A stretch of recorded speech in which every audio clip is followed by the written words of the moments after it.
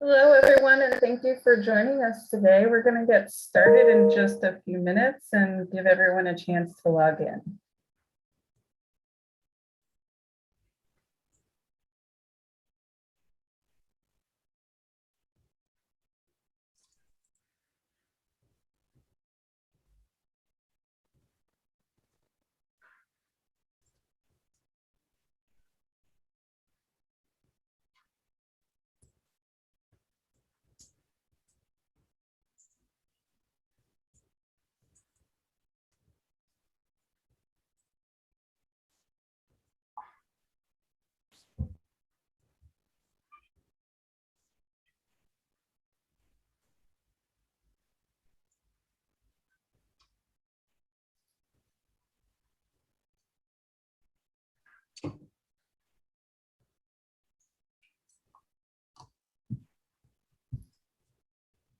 Welcome, everyone. Thank you for joining us today. We're going to get started, and I'll hand it over to ASH Executive Director, Laurent Huber. Thank you, Michelle. And so welcome, everyone, to this webinar and panel discussion on why menthol bans protect African Americans. This event today is co-hosted by the Center for Black Health and Equity, the African American Tobacco Control Leadership Council, the Public Health Law Center, and ASH. And this discussion today is very relevant in the context of the relatively recent, in last April, positive response from the FDA to the 2013 citizen petition that requested the FDA to take action and prohibit menthol cigarettes. As you know, the FDA response was prompted by a joint lawsuit that had initiated by the African American Tobacco Control Leadership Council, Action on Smoking and Health, the American Medical Association, and the National Medical Association. And again, demanding that the FDA respond to that citizen petition. The webinar today is set up like a Q&A session. So we'll start with some common questions that we've heard from attendees, as well as people commenting on social media. And then I will also address questions from all of you who are attending the webinar today. So if you have questions, you can use the Q&A icon, which is at the bottom of the screen for me on the Zoom screen, and use that to direct your questions, and you can direct them to a specific panelist if you choose to. And the panelists today, they will provide updates on the lawsuit against the FDA on menthol, next steps for the FDA. They will respond to arguments that menthol bans could be discriminatory, discuss how to address the tobacco industry misinformation and lobbying campaigns against the menthol ban, share best practice on enforcement, and a number of other topics that will be relevant and useful to this discussion. So we hope that this session is helpful to all of you. So I will again introduce the panelists. So the first, we have three great speakers today. We have Delmonte Jefferson, who's the Executive Director of the Center for Black Equity and Health. We have Natasha Phelps, who's the lead senior staff attorney on the Public Health Law Center and on the topic of the Commercial Tobacco Control Program. And we have Carol McGruder, who's the co-chair of the African American Tobacco Control Leadership Council. And I will actually take 1 minute to take this opportunity to congratulate the African American Tobacco Control Leadership Council for being honored as a 2021 US Human Rights Builder Movement awardee winner by the UN's Human Rights Network. And I think that's significant because, as far as I know, it's the first time that a tobacco control group receives that award from the US Human Rights Network. So let's move on and go straight to the questions. And so when it comes to menthol, the consensus is very clear that basically adding flavorings like menthol on tobacco products, it's absolutely unjustifiable from a public health perspective. The WHO, FCTC, the Tobacco Treaty, which has been ratified by most and joined by most countries of the world, it's clear that in the context of flavors, from the perspective, and I'm quoting here, from the perspective of public health, there's no justification for permitting the use of ingredients such as flavoring agents like menthol, which help make tobacco products more attractive.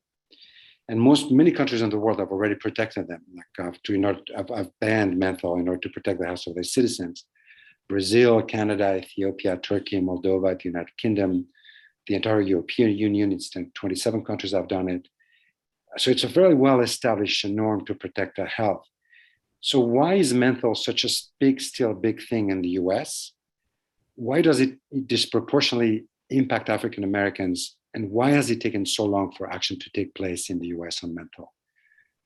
So I would like to hear from the panelists on those basically three questions in one. Who would like to start on this?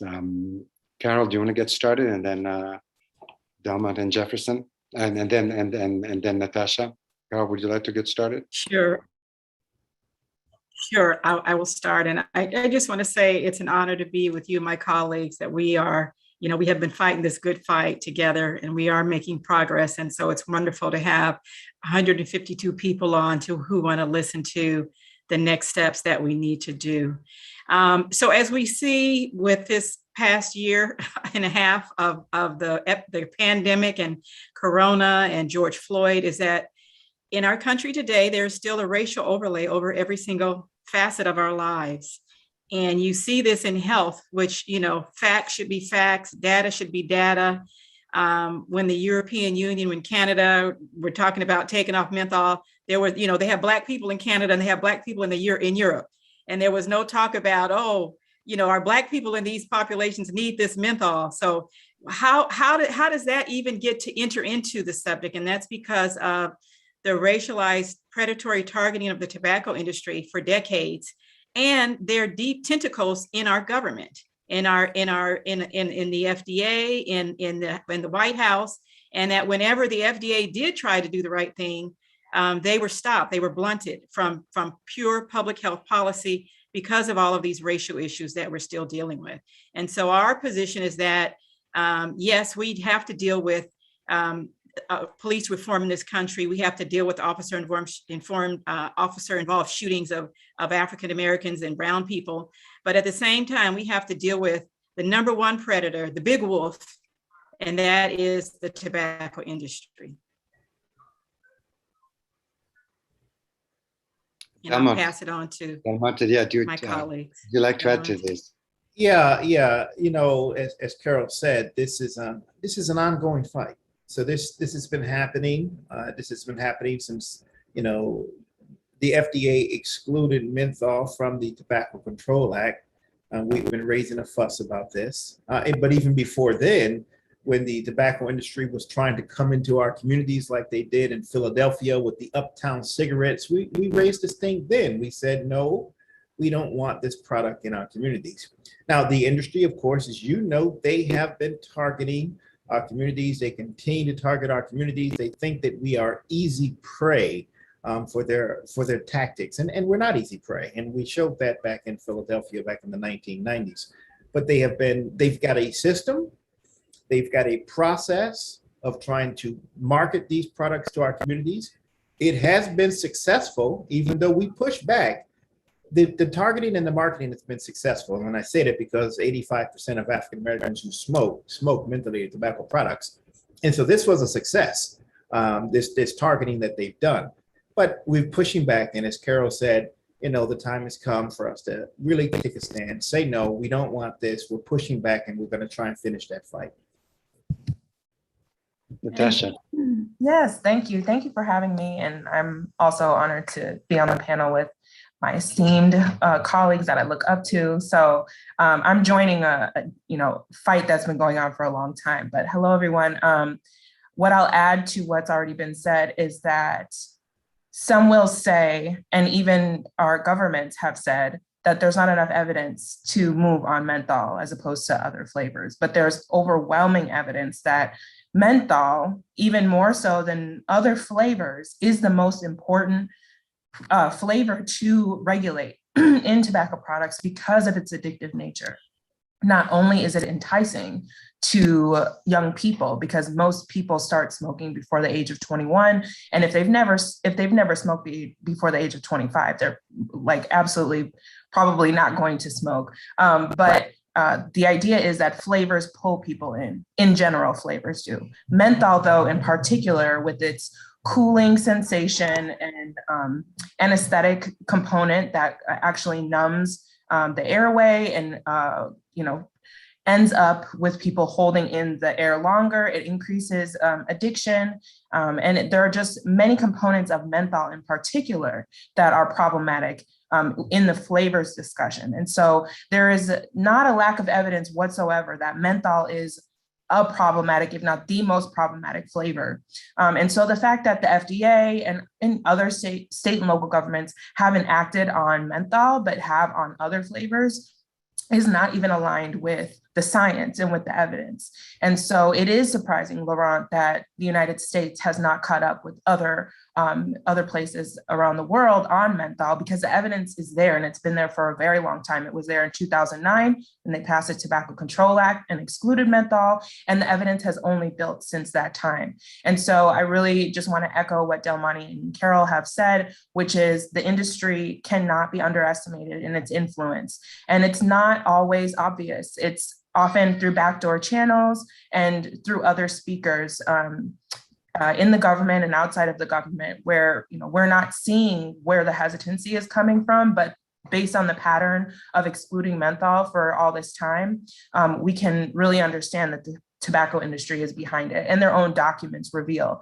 that menthol is such a moneymaker for them. They need to protect that product being on the market. So let's delve right into this, because this is very interesting. And for a little bit later, I'm going to ask for an update on the FDA lawsuit and so on and so forth. But I want to delve right in this concept of misinformation, because you're right. I mean, evidence has been there for a while. I was just glancing recently at the 2016, the advisory note from WHO, from the World Health Organization in 2016. They had a WHO study group on tobacco product regulation and why banning menthol. So very well established. The guidelines for the treaty itself already over a decade ago have made it very clear. So the evidence is really strong in support of this. And what's interesting, as you mentioned, there's sometimes a lack of information or misinformation out there. And one of the first ones that jumped right away, and I was wondering whether the industry was behind it, was even misrepresenting the whole FDA ban and possession versus sale, and trying to make it about, it's going to disproportionately further criminalize young African Americans. There's going to be more increased violence. Possession is going to be criminalized, totally misrepresenting what was happening. Could you address that a little bit? And really, what are we talking about here? We're not talking about making the menthol cigarettes illegal and we're going to go after people who may carry them on them. This is about the sale, about the manufacturing by corporations. Can you differentiate between that and clarify where there is basically misinformation seeping into this debate? Natasha, do you want to start, and then Carol and Delmonte? Yeah, I'll start. So yes, you're exactly right, Laurent. There is definitely a lot of misinformation. I mean, we're in the age of misinformation within, tobacco, within public health, outside of public health. I think misinformation is a huge problem that we're facing as a country. And it's really important for us to be able to address those falsities head on. So the main fuel of the misinformation when it comes to menthol is this conversation about what these menthol regulations actually do, like you mentioned, Laurent. So for example, the Tobacco Control Act already prohibits flavors, except for the menthol flavor, to exist in commercial tobacco products, combustible tobacco products, I should say. And so that's been in law since 2009. And we haven't seen this uproar from the tobacco industry or from other affiliated organizations or people when that happened. There wasn't a whole cry about, there being increased police interaction when that regulation existed. And so what the FDA has announced that it will start to think about doing is adding menthol to that list of already existing prohibited flavors in tobacco products. And so when you look at that regulation, it's really about the manufacture and distribution of those products. The FDA only has the authority to regulate manufacturers and distributors. They do compliance checks with distributors. They are really about penalizing, regulating the people who are making products and sending them out to the public for consumption. That's a whole entire purpose of the FDA. And so there aren't going to be FDA agents on the streets walking around seeing if anyone other than these retailers are, selling these products. And they're also not consistently regulating retailers on the street. Also, there's not FDA agents on the streets, and local and state police are not authorized to enforce FDA regulations. So this idea that there's some enforcement agent that's going to be, finding people on the street who are selling products that aren't supposed to be sold is not only out of line with what the regulation says, which is that you cannot, manufacture and distribute these products, but it's also, not practical because there aren't agents that are have the authority at the FDA to be enforcing that regulation. So that's one thing. And then the second part of it is, what it is regulating. So we mentioned distribution and manufacturing. There is a false narrative out there that a flavor ban, whether it's through the FDA or through a state or local government, that it prohibits the possession of these products or the use of these products or the purchase of these products, that it's about the consumer. And that's not the case. This is about prohibiting the sale of the products. And most of those regulations, if not all of them, are in licensing regulations. So they're about a person who holds a commercial tobacco license and their ability to make certain tobacco sales. That's where those regulations sit, not in a standalone ordinance that regulates people holding, certain tobacco products in general. And so it's really important to acknowledge that the possibility of what this misinformation is saying is not there. And I really think that it's important to kind of revisit the fact that flavors has already been prohibited in cigarettes, for example, since 2009. And so the talking points that we're seeing today are recycled talking points from, say, the 1980s that the tobacco industry themselves was pushing out against smoke-free regulations. So you can look back and find newspaper ads from Philip Morris, from RJ Reynolds, et cetera, talking about how if we prohibit smoking in restaurants, we will increase police interactions with Black and brown communities. I mean, this is a tired industry argument that in the 80s they were pushing out themselves. And now we see people other than the industry pushing those arguments out because the industry does not have the credibility it used to have since it was sued and been convicted of RICO in federal court. So just important to acknowledge those three things. And thanks for this this response. And I wonder, Carol Delmonte, if you want to add to this. But in addition to adding to this, one of the arguments that we hear sometimes is like, normally it's like, this is, it's possession is going to be criminalized, which we know is not true. And Natasha explained that very well. But then we also hear, and you're removing from the market one product that this community really likes. It's a paternalistic approach to do that. I was wondering if you could address that also, because so normally we're not addressed. So this is not about criminalizing possession, so that's very clear. But also, could you address that argument about, you're removing a product that a specific community likes, and that's a paternalistic approach? Right. When I even hear people say that this is what we like, this is what we prefer, when these products were given out in our communities, given out to children as young as 9 years old, embedded, and they bought their way into all of our African-American organizations, our media. So it's not about what you like. It's about something that we have been preyed upon. And when, we talk and present all over the country, and when I talk to people my age about cool jazz festivals and the things that as a teenager, as a young adult, I thought it was wonderful that cool jazz was supporting Marvin Gaye at the Oakland Coliseum in California, when all the while the point of that was to hook me and all of my cohort on these deadly addictive products and get a lifelong customer. So it makes my blood boil because it's not a part of our culture. And they are their culture of vultures. They have stuck on to every single thing from the Black Power movement, women's liberation. That's what they do. And they make you think that it's your choice. And before African Americans were in tobacco control, commercial tobacco control, because it's a luxury to be in tobacco control. And that's why we're so behind, because we have so many other issues to deal with that are right in our face, including our men and children being killed daily in front of our eyes. So it's a luxury. So there was a whole tobacco industry rhetoric, as Natasha was saying, that, we don't need good middle-class white people coming into our community telling us what we need to do. We're grown, we can make our own choice. We have the right to make a choice like everyone else does. And I actually debated a professor from California about Black people's agency. So I am Black People's Agency. Delmonte is Black People's Agency. Natasha is Black People's Agency. That we don't want these products in our communities, period. They're not a part of our culture. And getting the products out, passing a law is the beginning. It's not the end. We know this isn't a magic bomb that's going to cure everything. We passed the Voting Rights Act 50 years ago, and we're still dealing with that issue.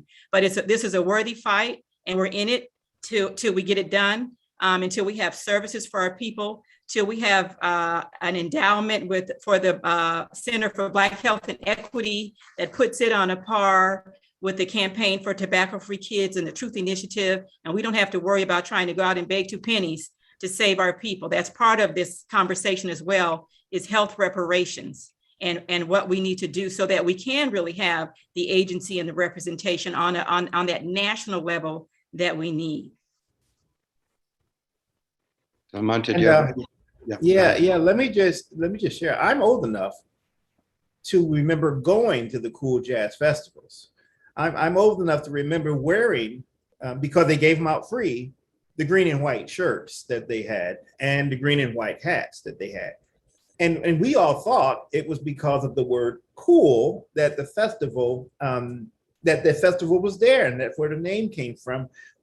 I didn't put together the fact that it was cool cigarettes, as Carol said, that they were promoting. I just thought it was cool. We liked the shirts. I had the shirts.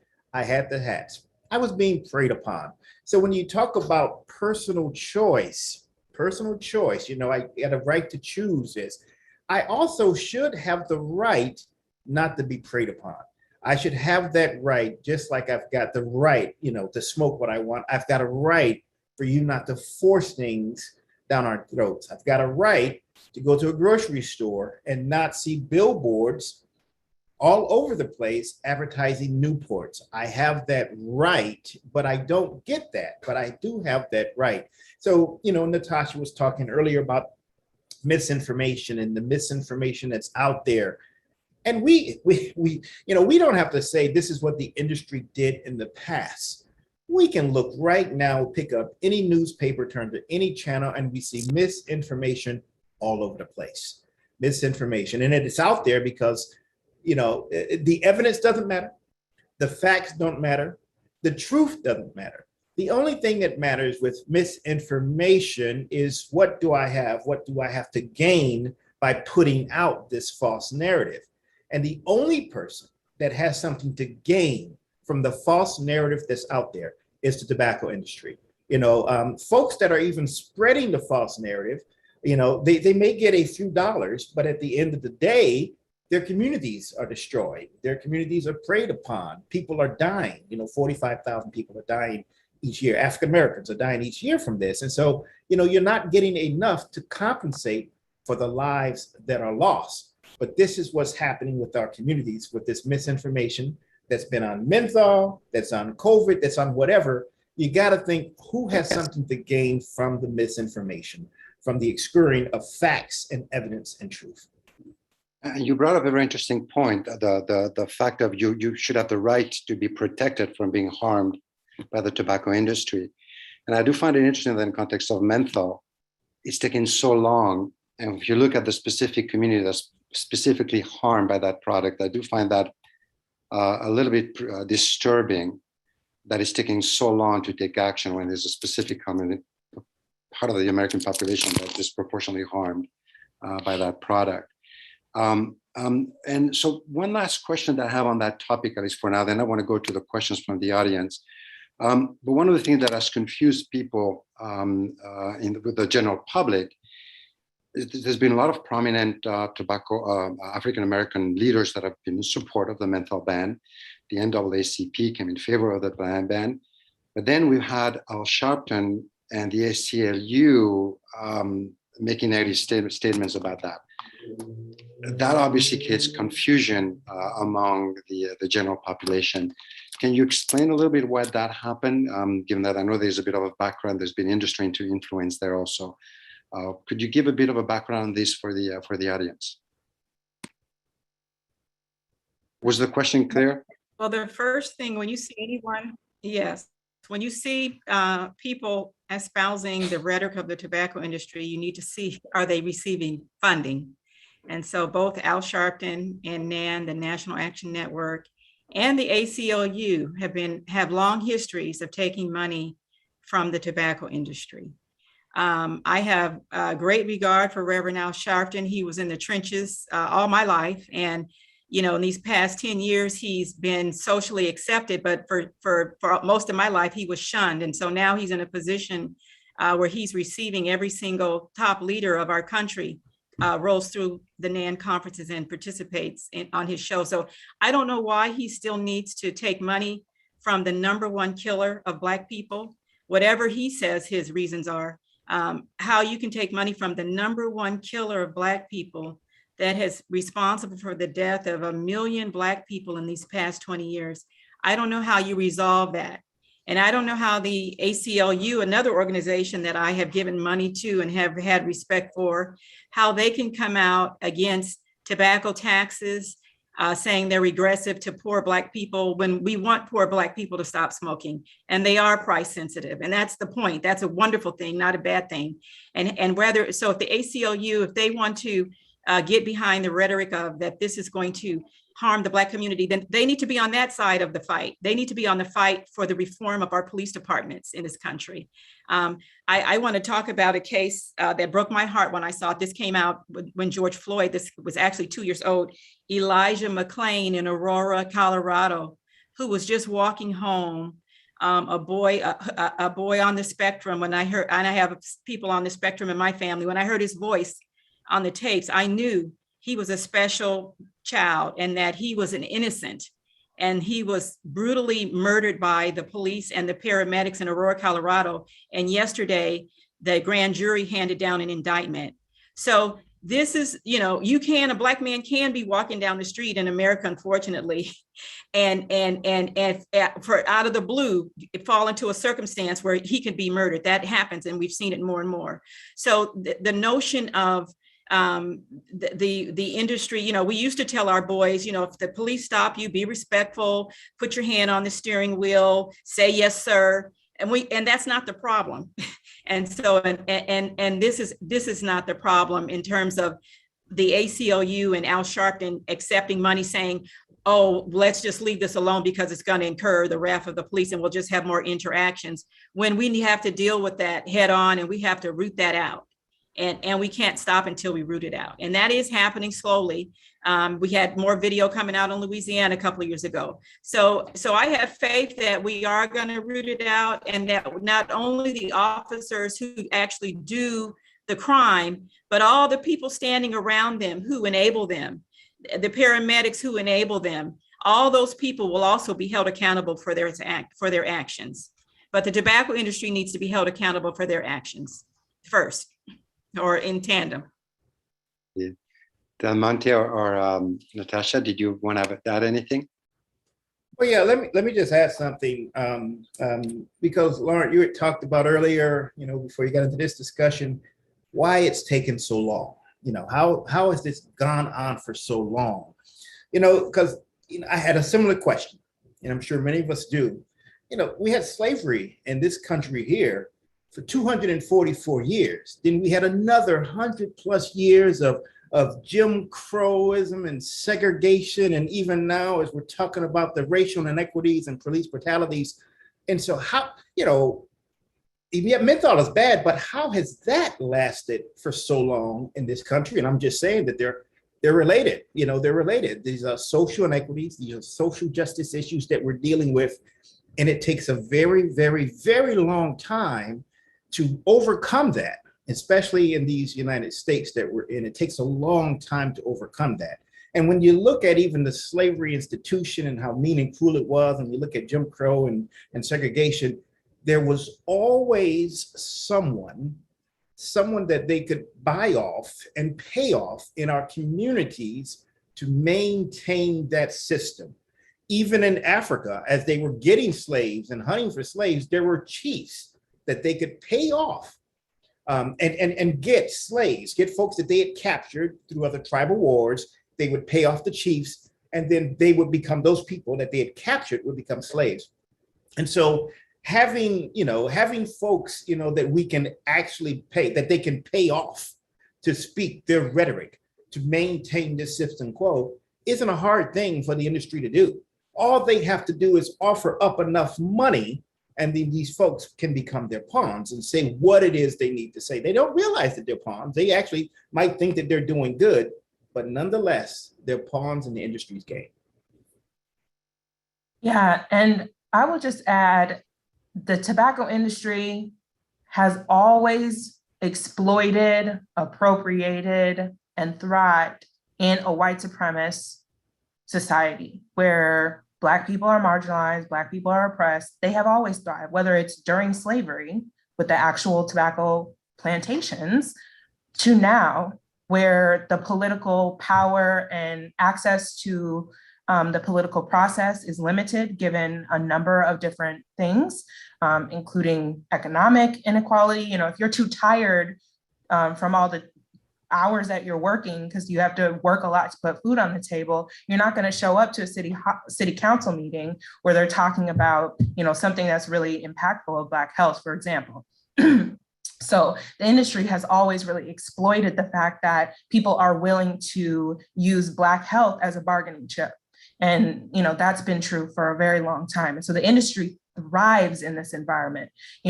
So it's really not surprising why, even though all other flavors in cigarettes have been banned since 2009, now there's a talking point out there that you're picking or you're paternalizing Black people because you're removing menthol as a flavor from cigarettes, even though all other flavors were already removed. So it's just not surprising that they're able to push that out there because they have a lot of money. It's also really important to always bring it. We're talking about Reverend Al Sharpton, which I agree with Miss Carol. It's like the exploitation of the industry makes it really difficult because, we only have so many people who have the power and influence to make things better for us. So, we don't want Reverend Sharpton to not have the positioning to, improve voting rights, for example, but we don't like the fact that he's out here peddling tobacco industry talking points when it's detrimental to Black health and causes Black death. So it's like, you always have to do this weighing, which is really, the result of white supremacy and racism, because they say, racism is such a great distraction from actually getting to the point of equality. And so I find that, we can talk about Reverend Sharpton and, Black-led or Black focused organizations, as you would call them. But I like to focus back on the tobacco industry and the fact that they're the ones that are really causing this exploitation and misinformation. And you have groups like the ACLU, which is incredibly disappointing as a lawyer to see their misinformation that they're pushing out, and like Ms. Carol said, not just focusing on the fact that police brutality, white supremacy, racist policing, all of that is an independent issue on its own. You could have a law out there that said a police officer will hand you $5 every time you pick up a piece of trash. And I guarantee you, even a positive law like that could result in police brutality and death if we continue to have the type of policing that we have in this country. And so to focus on regulations that actually protect health and protect Black people and protect the Black community is clearly just about the fact that they're protecting the interests at hand. And so, the industry has done a really good job of lessening the idea of it being a choice for Black people to choose menthols choose it in their addiction, because we know for a fact there's an abundance of evidence that they flood the Black community, not only with cheaper menthol products, more menthol advertisements, more tobacco retailers. It makes it so difficult to not choose to smoke menthols. And so now they've created this this consumer base that they have to protect. And let's continue to bring it back to the industry, who now is trying to paint themselves as a social justice warrior. If you go to the, I believe it's the Altria website, they have a whole thing about, racial justice. We're serious about combating racial injustice and et cetera, et cetera. When you look at that, then you realize how hard it is to track their money now. they know they could look and you could see that they're donating to specific organizations. Now they have employee PACs. They have all these, I feel like they're money laundering schemes so that they're washing the money and you can't tell where it's going. So whereas before you could it was abundantly clear where their money is going, it's harder now. And so it's just, they're trying to distance themselves from this issue. And so that's why I always like to bring it back to them. So are they? I want to add one more thing. And then Natasha touched on this, but I just want to really reiterate that the tobacco industry, they are federally adjudicated racketeers under RICO, which is a Racketeer Influence Corrupt Organizations Law statute, and no different than the mafia. So what is the ACLU, what is Al Sharpton doing hanging out with mafia folks who sit down and scheme and plot on us and to do all of this mayhem, have killed all these people? What are they doing associating themselves with those entities? And that you will never hear them say an ill word against the tobacco industry. They act like it's a neutral industry and these cigarettes just kind of fall from the sky and the Black people want to smoke them, that's their business. So I challenge the Right Reverend Al Sharpton to really talk about the tobacco industry and their role in the death and destruction in the African-American community. I challenge the ACLU in their fight for liberty. They'll never get another penny from me. I challenge them to open their mouths and talk about the tobacco industry and all the harm that they have done on the Black community while they're talking about how we need to be defended. We don't need to do anything that's going to help make the police have a negative interaction with us or harm our community. You bring a very important point, and one that maybe not everyone in the audience is aware of, but that big global entities within the UN, for example, have really determined that the tobacco industry is an industry not to engage with. So, for example, the UN Global Compact, the largest corporate global initiative to the UN, has removed tobacco from its membership.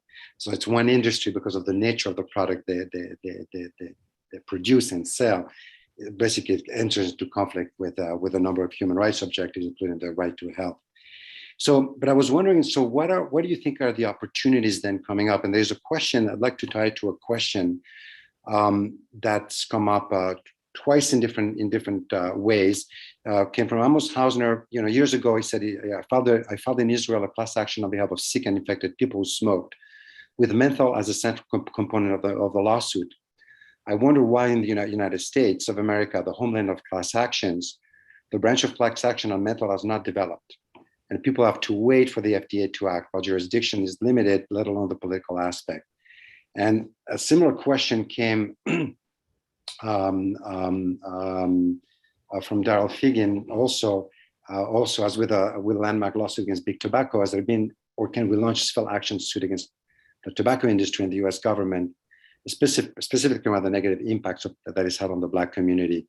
Maybe Natasha, Delmonte, do you want to comment on that as lawyers? Oh, I'm not the lawyer, so we'll give that to Natasha there.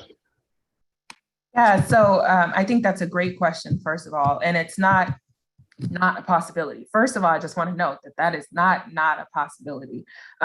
We have seen in the very beginning, when we started to see individuals suing the tobacco industry, they were unsuccessful because the industry would apply what we call a scorched earth litigation strategy, which is just to make it incredibly expensive to sue them. And then over time, once we started to get discovery building up and science coming out on its own of the harms of commercial tobacco and specifically cigarettes, we saw success by individual plaintiffs against the industry. Excuse me. And so then, later on, we finally had individuals who sued specific manufacturers of menthol cigarettes be successful in their litigation, settling with the major manufacturer of menthol cigarettes for millions and millions of dollars because they were explaining not only how the industry had targeted them, a lot of the stories that are behind litigation are that the manufacturers were putting free menthol cigarettes in housing projects and handing them out, in the playground areas of housing projects, specifically targeting young Black, low socioeconomic youth. And then not only doing that, but then also lying about the health impacts of their products. And so these litigation efforts were successful in that they resulted in settlement, and it showed that people can sue the tobacco industry and they can win. And so it's not a matter of whether it's possible, it's just a matter of, who is there and willing and able to move forward with something like this. And I would love to see a class action lawsuit against the major manufacturers of menthol cigarette products. We know that the evidence is there. We know that the industry has, had many admissions of their guilt in their own industry documents that were revealed during litigation that the states brought and that the federal government brought against these cigarette manufacturers. And so it's not that there's a lack of evidence. So it's mainly just who and what would that look like. And again, it's really about finding people and then representation that can afford to fight the industry, because they will fight hard and spend a lot of money to thwart any of those efforts. But I do think that we're starting to see a turn. Delmonte had mentioned the idea of pushing back against this idea of, right to smoke or right to purchase menthol cigarettes. We are now seeing litigation of right to breathe clean air, right to have healthy retail environments. It's about public health messaging going on the offensive versus always playing defense. And especially during COVID, now we're seeing, a lot of litigation against mask mandates and things like that. And now we're seeing finally people pushing back and saying, well, what about my right to be able to go someplace and not be exposed potentially to an infectious disease, for example. So I do hope that tide turning might trickle down into tobacco, but I will say that the biggest thing that we're seeing now that's very hopeful is the lawsuit brought by AATCLC, ASH, and other plaintiffs against the federal government for failing to protect the public against these cigarette manufacturers and these deadly products. So hopefully we'll see that as a part of this wave, turning tide. And you know what? Let me just add to that, Natasha, because I think that's the most important point that you just made right there. There is evidence of a lawsuit, thanks to the courage of the AATCLC to challenge the federal government. Now, the next step, in my opinion, of that challenge is, Carol said these tobacco industry guys, they're federally adjudicated racketeers. So we should also sue the federal government and say, why are you negotiating? Why are you sit down and parleying a Tobacco Control Act with racketeers? You said that they're racketeers. You guys said that, federal government, and then you sit down and negotiate with these gangsters this Tobacco Control Act and allow them to keep menthol from being excluded. After you've said that they're racketeers, that absolutely makes no sense. You're a racketeer, but I'm going to sit across from the table with you and negotiate a deal that's going to potentially destroy and kill thousands and millions of lives. And so that just makes no sense.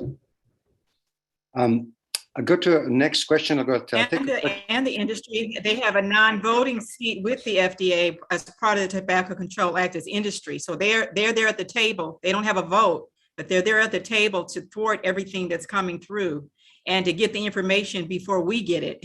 Right. And so it's just interesting that no one in our government thought to try to block them on those grounds, because it's not industry as usual. It's not, the water industry or any other industry. This is an industry that's federally adjudicated racketeers. What are they doing at the table? Right. So I'm going to take a question from for someone from the audience, Tracy Guilford. And she asked, and I understand the United States, the menthol cigarettes represent a fairly big market share of cigarette products, from what I understand. So she asked, so how do we best combat the arguments from retailers regarding their livelihoods being threatened if the sale of menthol tobacco is restricted, banned? Do you have some good arguments around that? And also one of the things we hear is, oh, and it will increase that there will be a big illicit trade of menthol products after we phase out menthol sales. So could you address that issue of what are the good arguments to give the retailers, the sellers, and the illicit market threats? And if I can just, I'll say something quick, then I know Carol has something, I know Natasha, but all I want to say is, again, like I said earlier, evidence. There's no evidence of these things. So one thing with misinformation, it's if you see misinformation, and a lot of times you see misinformation in the dark corners of the web. So let's stay away from the dark corners of the web. If misinformation comes out, the question is there evidence to support it? There's no evidence to support that retailers are going to be hurt from menthol and from not selling menthol. And the other thing is, if your business is hurt from not selling menthol, I want to question how much menthol you're peddling to our communities if your business is hurt from not selling menthol. That's my question. How much are you selling to Black, brown people, of this product if it's going to hurt your business? But there's no evidence of it. You have countries that have banned menthol. Look at their data. Does their data show that there's a hurt to retailers? Does their data show that there's an illicit market? If the data doesn't show this, then what you've got is propaganda. And if you've got propaganda, please let it go in one ear and out the other. Yeah. Well, I just want to address that. I do want to address that very quickly. There already is research on this very topic. The FDA has the TIPS Act. There's an abundance of research on this topic. They did a review actually of many different academic articles and some industry fueled and funded research on the potential for an illicit trade market. Of course, only the industry's research shows that there could be a possible illicit trade market. And even within that research, you think about how practically speaking would that work? Because Canada, they don't have menthol cigarettes.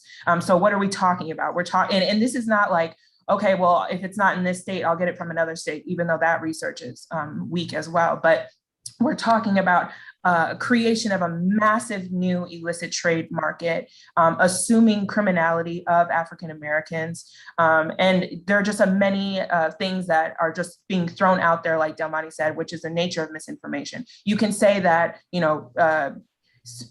eating something will cause you to have purple hair without any evidence. That's what misinformation is. You throw it out there, and then it's on the burden of the scientists, on the burden of the public health community to have to prove a negative, which is sometimes impossible. And so again, just looking to again, like Delmonte said, go back and see what the evidence is for even to make that claim, because we do know that research shows that a menthol ban's impact on some underground menthol market would be minimal, and of that minimal possibility would be largely mitigated by additional FDA action like tracking of products and making sure that illicit trade is not coming into the United States. And so there are a lot of reasons why that argument doesn't go anywhere. And I think it's really important to return back to that information.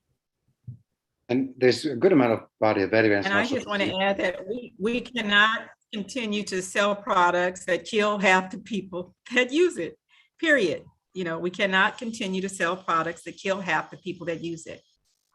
Yes, and I'm sorry, Laurent, can I just add one thing? I feel like there are a lot of public health folks who are in this fight, and sorry, my cat is very loud today. There are a lot of public health folks who feel they can't speak to these issues because they're white. They don't want to go, combat these arguments coming from Black and brown people. If there are Black and brown people making these fights, and specifically retailers, you might have a lot of brown folks who are shop owners and are saying that this is going to hit at their livelihood. I just want to say we need to stop having Black health as a bargaining chip. Black health cannot be sacrificed for the supposed benefit of any other population. It's not okay. We need to stop doing it. We've been doing it for too long. And the last thing I want to say is, when you actually are asking these retailers to show that these menthol prohibitions are hitting their pockets, I haven't seen it. it's like profit versus revenue. How much profit are they actually making versus revenue and all of that? It's just not, it's misinformation because you're having to prove a negative when the evidence is not being presented in the first place. So wanted to add that. Now we have a fair amount of evidence coming out of all the jurisdictions that have banned menthol. So now in all of Europe, United Kingdom and the European Union, you will not find menthol cigarettes. Canada, Brazil, so a number of jurisdictions are now doing it. And the evidence is suggesting that it does help with, increases quit attempts, definitely in terms of youth initiation goes down, et cetera, et cetera. What has been the impact of the, and it's a question that comes from Marta Johannes, what has been the impact of the tobacco product flavor ban in San Francisco? What can you tell us? And Carol, you live close to that area. What has it done in terms of availability in the California area?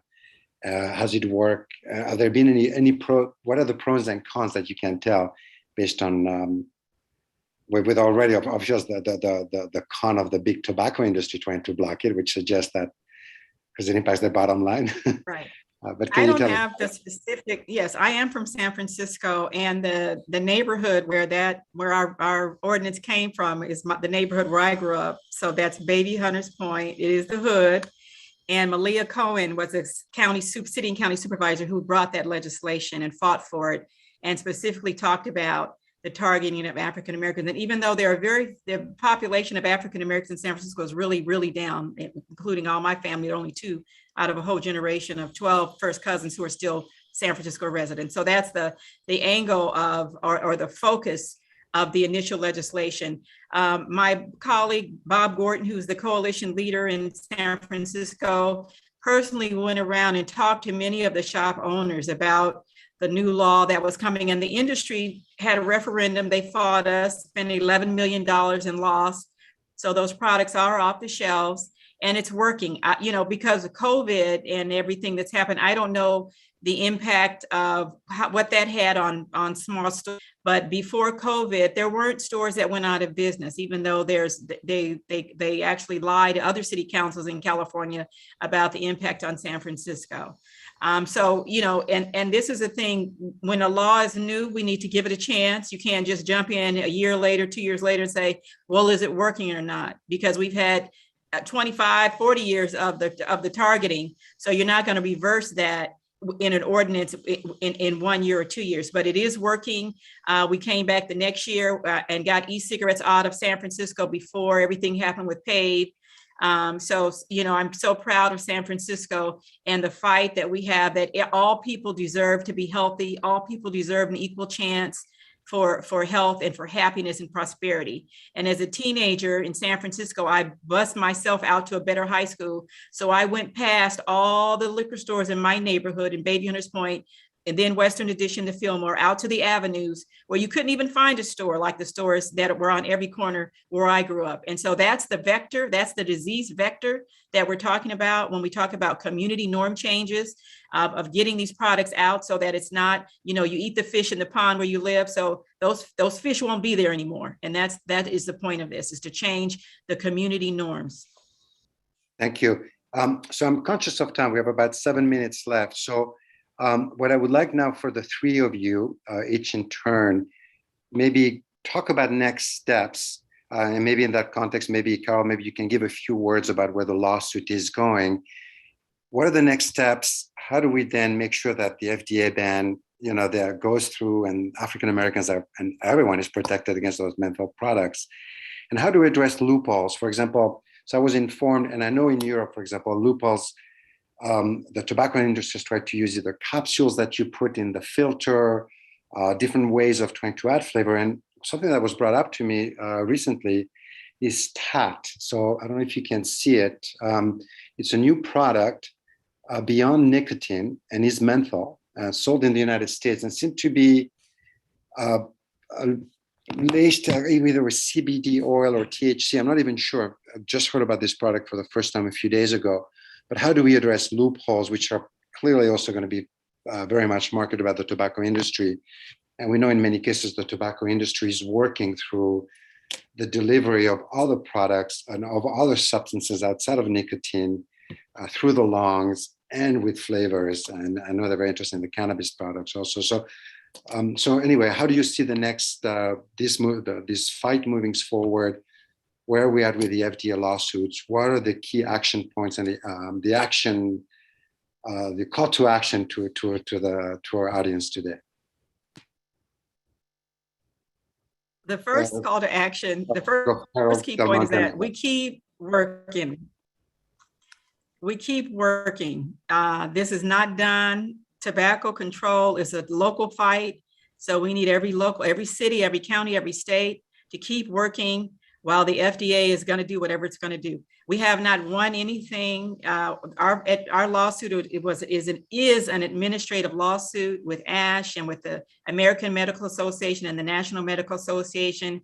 And what the FDA did was they ruled on, or they said they were going to rule on the citizens petition that had been filed by the Public Health Law Center in 13 or 14. And so they said that they are going to make a proposed rule next year on menthol, to take menthol off the market, little cigars and little cigarillos.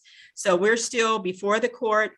Of course, they want to dismiss it now that they have made the promise to do something, which, that doesn't mean anything to us. So we're still very much involved. We have some hearings come up in September and October about dismissing. We do not want to dismiss. We want a firm timeline. We want to be engaged in the process. And that is a shame that, some poor little African Americans had to rally themselves with the help of our attorneys in New York to sue the government to protect Black people. We could be doing so much. We could be taking this energy to build something. And instead, it's this constant fight to get our health recognized and to get our rights protected, and the rights to protect our children the way other people want to protect their children. Our children start smoking like everybody else's children do when they're children and teenagers. So we want to protect them the way other people want to protect their children. And we shouldn't have to sue our own government to make that happen. But the message is keep fighting. Thank you, Carol. Delmonte, do you want to go next? And then we'll have Natasha. Yeah. Let me first of all echo what Carol just said. Nothing's done yet. We're not finished. And so continue advocating for local or statewide bans against the sale of mentholated tobacco products. If there's any takeaway you have, that's the first takeaway. The second one is, let's go back. The Pallone bill, in 2020, Congressman Frank Pallone, he introduced that bill to prohibit all flavored tobacco products, e-cigarettes, and ban the sale of products and protect kids. Well, it is passed in the House, but it's just sitting there in the Senate. Well, let's call our congressmen and our senators, and let's start putting a push to say, hey, Senate, take up this bill. I mean, right now we've got control of the Senate. Why isn't, there's more effort to get that bill passed, the Pallone bill that's already passed the House, get that in front of the Senate's docket and get that pushed through. I know we're working on infrastructure and all these other things, but that should be an easy move forward. And then another thing is, we can all do letter writing campaigns to President Biden. He can tell the FDA to take immediate action. We don't have to wait for, the citizens petitions and all the lawsuits that are going to come from the tobacco industry. The White House can say, FDA, take immediate action, remove all flavored tobacco products. And so we can put pressure on the White House to do that as well. So yeah, those three things I would say, keep on advocating at the local level. Let's talk about the Pallone bill and get that through the Senate. And then let's go straight to the White House to get them to take immediate action. Yes, and I'll just say that, like Ms. Carol said, who knows what the FDA is actually going to do on menthol. If they do something, we don't know what that process will look like, to the extent that they'll open comment from the public, et cetera. It could be a very long process in and of itself, let alone the fact that we know that the industry is likely to sue the FDA and how long that litigation could go on. So we're talking about a very, very long process if we're only counting on the FDA to be the ones to remove menthol from products. And so I think it's really important to focus on state and local action. Delmonte mentioned federal action. Yes, US Congress can pass something, absolutely. When it comes to state and local action, it's really important. Laurent, you brought up these new and emerging products that could potentially create the ability for loopholes and et cetera. It's important to have very comprehensive definitions, very large scope that would prohibit the industry from doing things like creating new types of shops that would allow them to, fit into an adult-only tobacco shop exemption, for example. So having a comprehensive flavor ban that covers all products, combustible products, smokeless, and e-cigarettes. So we're really getting at the products that have been historically used, that are used now, and are, the industry is betting on to use in the future. Let's nip it in the bud now with state and local regulation that's comprehensive. The Public Health Law Center has a sample language, and we can provide free legal technical assistance to state and local governments across the country to provide this comprehensive and legally defensible language that has been affirmed by the court. And I just want to be very clear that all courts to date have been in favor of public health in their decisions to uphold flavor bans and flavor regulations across this country. So let's ride that wave, and let's have some state and local support for the prohibition of all flavored tobacco products in these state and local regulations. In the meantime, while we see the fight happening with the FDA. Thank you, and indeed, very much needed steps to protect all Americans, not only African Americans, but others who might be hooked through menthol products. Well, thank you everyone for joining us today. I want to big special thanks to the three panelists, to Delmonte, Natasha, and Carol. Thank you so much. Carol, also, again, I want to congratulate again the African American Tobacco Control Leadership Council for receiving an award from a prestigious human rights group in the United States. Again, I think it's significant because it's a recognition of the impact the industry has, the tobacco industry has us on human rights. And I think this is a lesson for us to, it teaches that we can really use social justice arguments and human rights arguments to advance health here in the United States, but also in other parts of the world. So that's thank you for the great work that you, all three of you, do through your organizations. Stay in touch with ASH and stay tuned for next webinars. We have a set of ongoing webinars. The next one is Wednesday, September 22nd. And you can register through the thank you email that you will receive after this email. We have a toolkit for advocates on COVID-19, so we welcome you to also look into that and use that. Given the link between tobacco use and COVID, the negative impact as smoking has on people who become infected with COVID, but also the impact smoking has on health systems in general. So our healthcare systems are not well equipped to address pandemics if they're already burdened by having to deal with the diseases caused by tobacco products. So it's an interesting link for us to address. So again, thank you to all of you for joining us today, and keep up with this fight for health. And I look forward to continue working with all of you, and good luck with your fight.